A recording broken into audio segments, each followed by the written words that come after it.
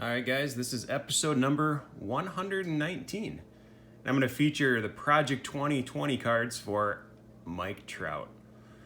Arguably one of the best players in the league right now. Could he be a top 5 player all time? It's very possible. He's only 28, 29 years old, so he has a lot of future left in his career. So if you were to have purchased all of the Project 2020 Mike Trout cards, and you were to resell it now, you can get about $465 for it. Some people are putting the set together and then looking for a way to frame it to kind of feature that into their PC. I will say, if you were to purchase just this card, it's going to set you back about $300 to $400. So a lot of these are a lot cheaper. So the one that brings in the most money, as it should, it's the first one that came out for Mike Trout. It was card number 4, and the print run was about 2,000 if I remember right. This is Ermsey. One thing that Evan has invested in is there's companion cards. So at a later time, and this is not associated with Topps, some of the artists decided to do companion cards. So if it was a big monster painting, the companion cards kind of go with that to make a kind of a set, a 3-card set. So these were not affiliated with Topps. These were, I believe, on their own. All right, so not every artist has companion cards, but Ermsey does. So if you want to get the whole set plus this, set you back about $700, $800. Pretty cool thing to frame. So me personally, instead of paying $800 for this, I would rather, that's me personally, look for a PSA 8 2011 Topps Update rookie of Mike Trout. So everyone kind of has their own way to collect. So you could get them all framed up, or you can get a PSA 8 Topps Update rookie, which goes about $800 now. They used to go for $1,500 to $2,000, so they're down. But for me personally, I would prefer to have the actual rookie. Takes nothing away from Project 2020, but that's just my preference. Everyone has their own opinions on what they collect. That's what's fun about the hobby, is there's something to collect for everybody. One random thought I was thinking of, my dad has made a couple iPhone apps over the years, I think 4 or 5. It'd be really cool to have a database of PCs, so it'd be fun to just look up who are a list of people that are looking for Mike Trout cards. So if you get a 1 of 1, for example, it'd be fun to identify or look for those that PC him. Not a way to sell on that app, but just to have a database of who collects Bo Bichette, who PCs Kent Herbeck, who PCs Steve Carlton. And it could be specific, like who collects Shannon Stewart in a Twins uniform. It would be a way to connect people. I would have no interest in putting payment on there, but it'd be fun just to have an email where you can reach out to that person. I don't think it's been done before. I don't know what it would take for that, but it just seems like an interesting idea. So if you're watching this, feel free to use my idea, because I would like that as a consumer. All right. So there's 20 total artists that did their own take on the Mike Trout iconic 2011 Topps Update rookie. This one is Jacob Rochester. This one is Andrew Thiel. So I want to show you these because maybe there's a companion card. Yeah, that's not Mike Trout. It's a companion card for Andrew Thiel.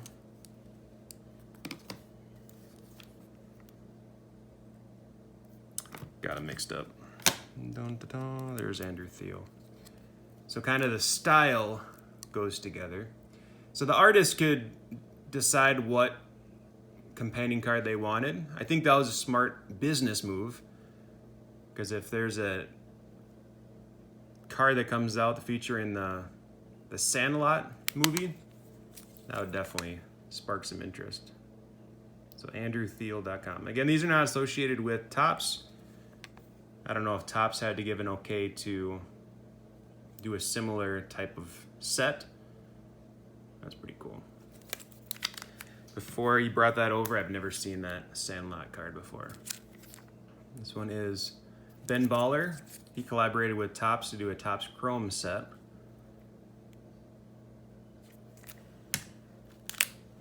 Oh, another Mike Trout. So the style of Fucci is to have no features in the face. I like it. Not one of my favorite, but it's interesting. This one we got Jacob Rochester. I do find his artwork kind of boring. Just doesn't do it for me. Kind of reminds me of the Saved by the Bell restaurant. Just a splash of color. This one, card number 100, is the most produced Mike Trout card.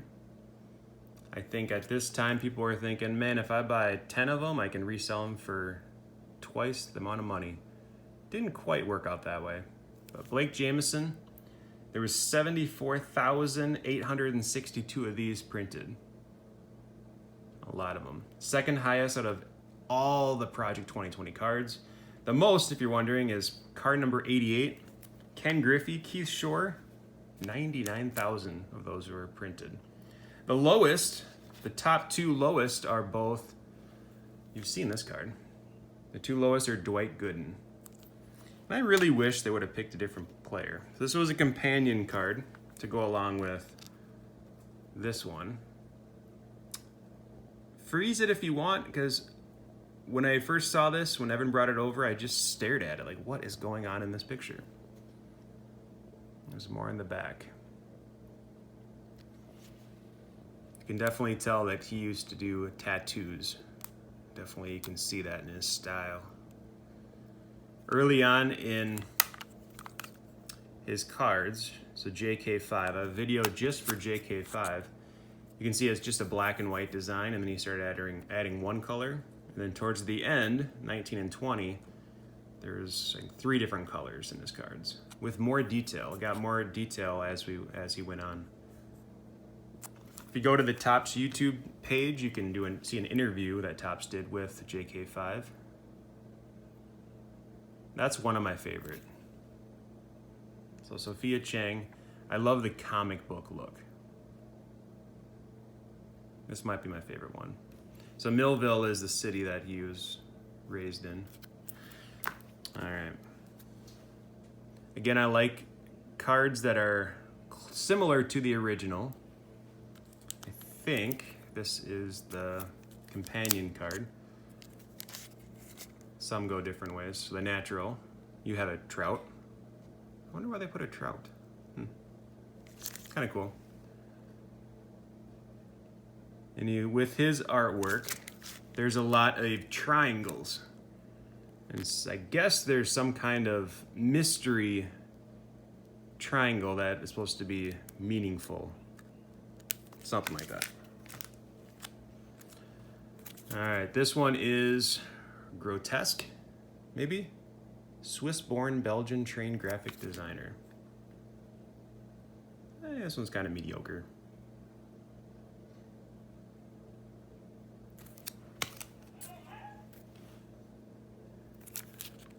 Most people don't like this one, but I like it because it resembles the original card. I like the simplicity of it. Some are dots, some are lines. I like that one. War Machine.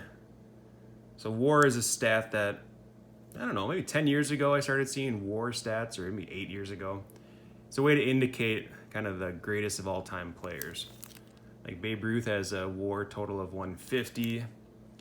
If you make it over 50, it's kind of Hall of Fame consideration.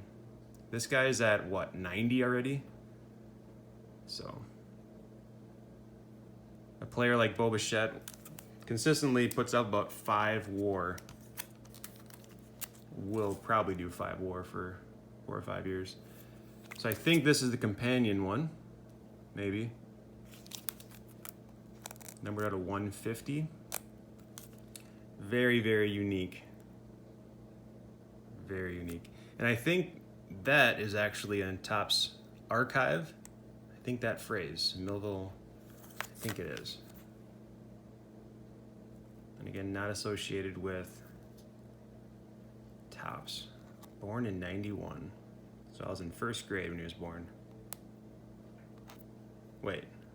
Oh, the Blob. The Blob is 4'2". That's not Mike Trout. Okay. Curveball. All right. Next up, Angel Wings. Ooh. Reminds me of one of my favorite movies as a kid with those angel wings. Here we have, is that Bryce Harper shaving Mike Trout's head? Yeah, why not? Keith Shore. Card number 260. Small little stack left. So once we got up to these numbers, 290 to 82, I don't think I really paid attention to Project 2020. So when he brought it over, all of these were new. I love the design of this one. The stars and the red, white, and blue. Looks really cool with that one. Nice job, Tyson Beck. For 282. Gotta give it to him. This is unique. Like a season ticket. Game 46. I wonder if there's 2011 games. Game 46. That must be the game that his debut. So in 2011, he batted .220 with 5 home runs. And then he had an update card in that. So when people were opening packs and they got an update rookie of Mike Trout, oh, the guy that batted .220, 5 home runs, big deal. Well, people that got that are doing pretty good right now. So it's easy. Good reminder for players like Joe Adell and all the players that are hyped up that come in and they don't do much the first year. Give them time. I'm sure it takes time to adjust to major league hitters. All right, this one is Gregory Siff. I love the artwork, but I'm missing the card. This original picture is there, but there's too much that doesn't match the original card. Like this one. This has nothing to do with the card. Is it cool? Yeah. But I prefer ones that look like the original. That one's unique. This one is Matt Taylor. Angel wings are a cool little touch. Again, I feel like there's so many little details of the card that if I were to stare at it for a while. I'm trying to spell this out. M-I-K-E-T-R-O-U-T. Oh, Mike Trout. Fiery design. The bat turns into flames. Pretty cool. King Saladin. Let's see. West Philadelphia artist. World renowned.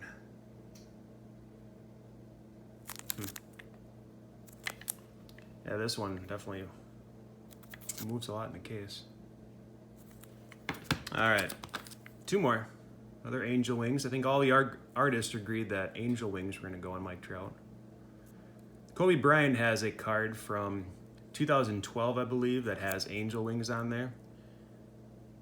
And after Kobe passed away, the guy recognized that card as being a card that people would want to buy. So he bought up maybe 50 of those, graded them, and then easily 10x'd his money. And that was the comeback investor.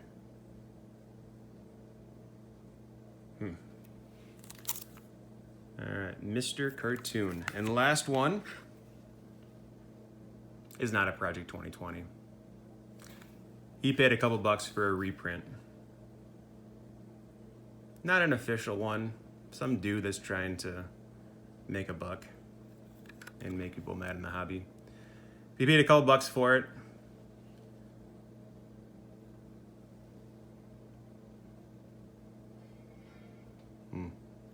So a reprint. Some guy doing it unlicensed. All right, we'll end it there.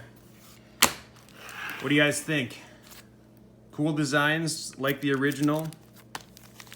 Would you rather have all of these framed up, or would you rather have a PSA 8 Mike Trout? Me, one card.